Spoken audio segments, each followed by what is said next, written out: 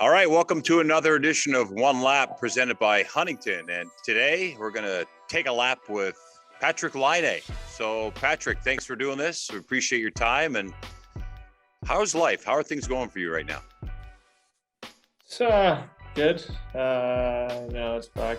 Good to be back with the boys and back to playing. And I think that's been helpful. And it's been a tough year, but hopefully it gets better. And now having some kind of rhythm in your life definitely helps, and being around these guys here is helpful. So it's been fun lately. Talk to us about Columbus, Ohio. You've been here now for a little bit of time. What do you like about it? I think just overall, it's just such a good place to live. I think overall, I think the weather is a little bit different than I'm used to. I'm not definitely not missing the cold weathers, but it's been fun here so far. I think it's a really friendly city, and all the people have been nice, and it's a sports city, which I definitely like, and I've enjoyed being here, and hopefully many more years. Now you're from a cold part of the world in Finland. The outdoor hockey season is upon us here in Columbus, Ohio. Do you have good memories of playing hockey outdoors and learning your craft there? Yeah. I mean, that was definitely a big part of growing up back home. I think it's kind of every chance we would get, we would go to an outdoor rink and just have fun and play. And at the time it was just about having fun. It wasn't about try to improve or learn something. It was just go out there with your buddies and have fun. And but yeah, lately haven't been able to do that too much, but definitely miss that. Hey, when did it get serious for you, hockey? I mean, everyone looks back at their career and knows that there was a point where they might be able to make the NHL. When did that happen for you? Well, not too soon. Probably. I think it became serious probably like 14, 15 when I started playing pro back home. And I think, you always want to make it to the NHL, but it's just a dream, like at some point. And then when you grow older and there's draft and World Juniors and all that, I think it becomes, I wouldn't say reality, but yeah, I think at the time, probably my last year back home before the draft, I think it, became more than something I just, wanted to achieve someday. And, making it to the men's world championships and getting drafted and all that. So I think around that time, probably. Who was a player you looked up to growing up? Probably Ovi the most. He was my favorite player, and he played in me and my buddy's favorite team growing up. We loved the Capitals, and every time we would get a chance to watch them play, we would. Always playing outdoors and pretending to be one of those players, and so that was definitely fun watching him and those guys play. Do you remember the first time you met him?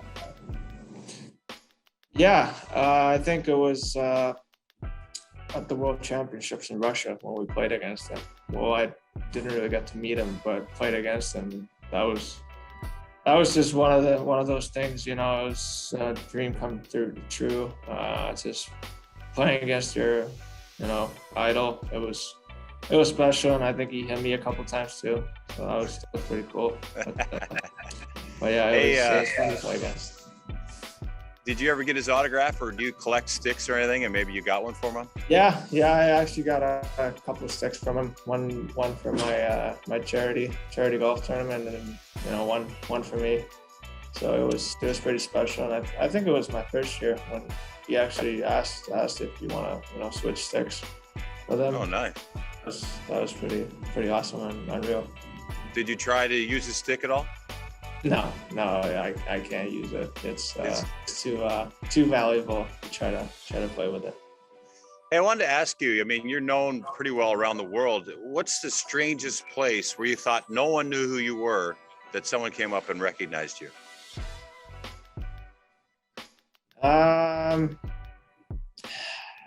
I think I've been recognized kind of all over the place. Were you at a beach, or are you on a vacation, I or you're don't, I somewhere don't think like, I have any like weird spots. I think it's kind of like all over the place. everywhere you go? Yeah, everywhere I go. Well, not always, but if there's like right people who know sports or watch hockey even a little bit, then they might recognize me. But I've gotten away with a couple times when they asked me like, "Am I Patrik Laine?" And I just said no, and they're like, "Okay." They just look like I just walk away. But You should say a handsome guy, lucky guy. yeah, no, definitely. Hey, I got to talk to you about your style, Patrik. It's fun to watch. It seems like you really are enjoying it, aren't you? Yeah, no, I do like it. It's glad to hear and see that, I'm not the only guy who likes it. And, fans are enjoying it, and I think that's a big part of it too.